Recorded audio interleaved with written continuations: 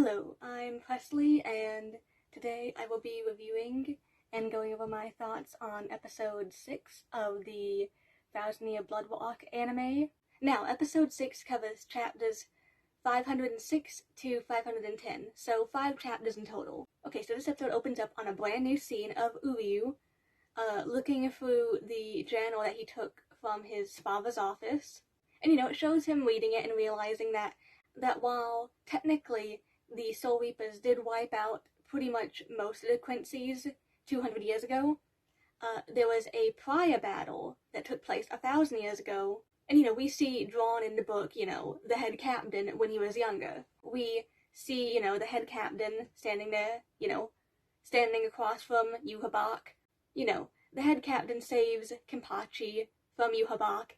We cut over to Kyoraku and Robert fighting.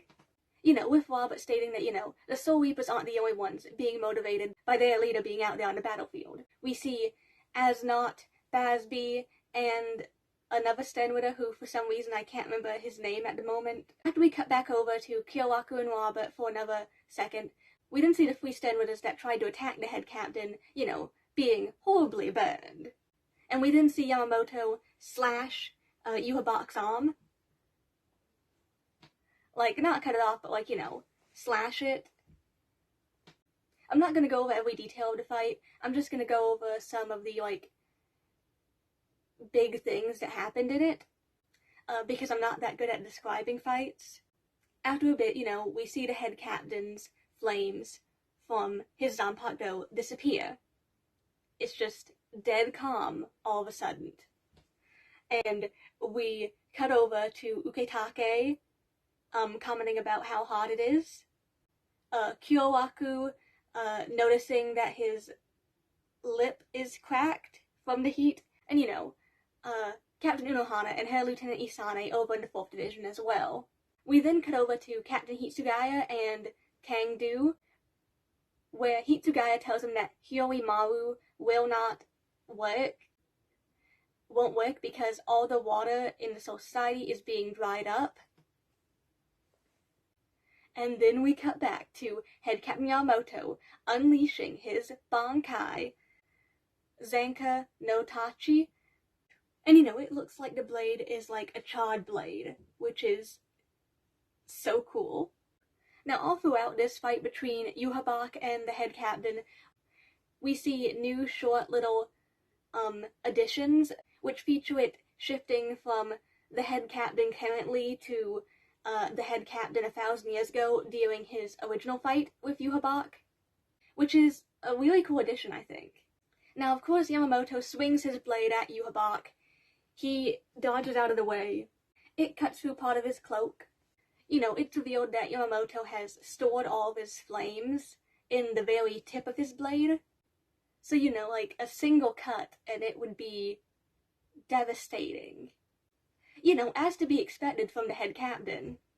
He's able to break the blade of Yuhabak's sword. Now, of course, the head captain's Bankai works in a very interesting way, where it has some interestingly, varied to some degree, abilities, all corresponding to a certain direction, east, west, south, north, and the one he used to concentrate all of the flames in his sword and the heat from his sword into the very tip of the blade was east.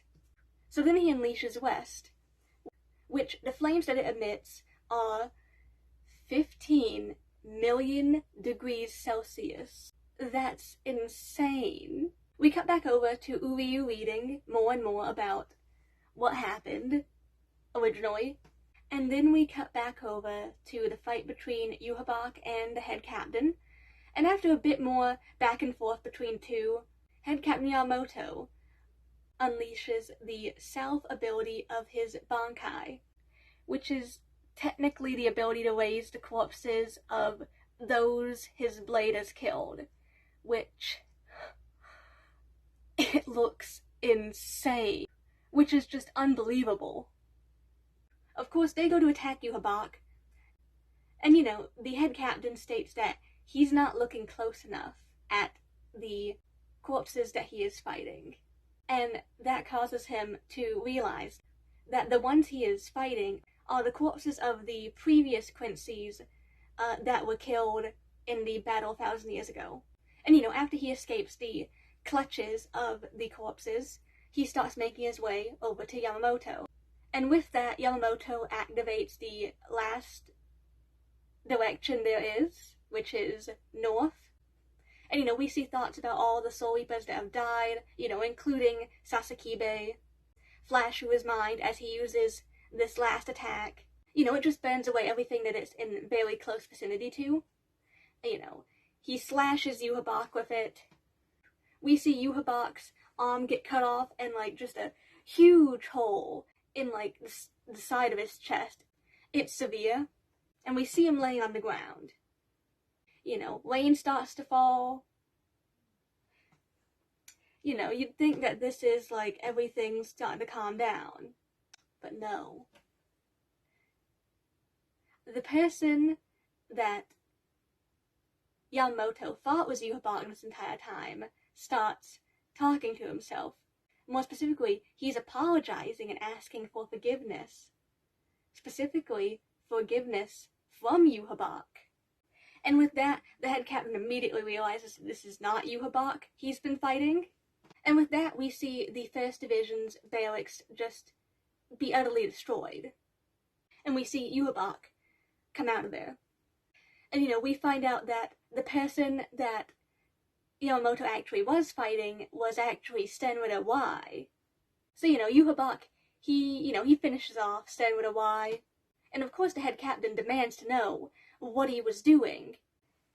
To which Yhwach, of course, states, well, think about it like this. What's beneath the 1st Division's barracks? And of course this causes the head captain to immediately realize that he's talking about the Central Underground Great Prison, to which Yhwach states that he went to go see none other than Sosuke Aizen himself. And we actually get, a new scene of the conversation between Yhwach and Aizen down there. Which, to summarize briefly, Aizen, he immediately knows who Yhwach is because, he's Aizen. And, Yhwach basically offers him, a chance to join him. And, Aizen tells him, I refuse. We cut back over to Yhwach. We see him steal Yamamoto's Bankai. And then the way the episode ends is that we see him slash Yamamoto. Now moving on to my overall thoughts, I thought it was a amazing episode. I thought it was animated amazingly. The entire fight between Yamamoto and Yhwach, I thought it was done greatly in the anime. The new scenes with Uryu were a great addition. I've really been enjoying all the new little scenes they've added so far here and there throughout the anime.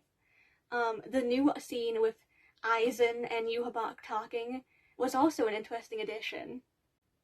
It was also just insane to finally see Head Captain Yamamoto's Bankai fully animated. Now, of course, this episode also has another ending poem, and this time around it is Volume 57's poem, which is from Byakuya's perspective. And, I love that they're adding these poems. I've mentioned this several times at this point, but I feel the need to restate it every time because I love that they're doing this. I think it's such a cool detail. Well, I think this is where I'm going to end this review. Thank you for watching. I hope you have a wonderful week, and I will see you in the next video. Bye!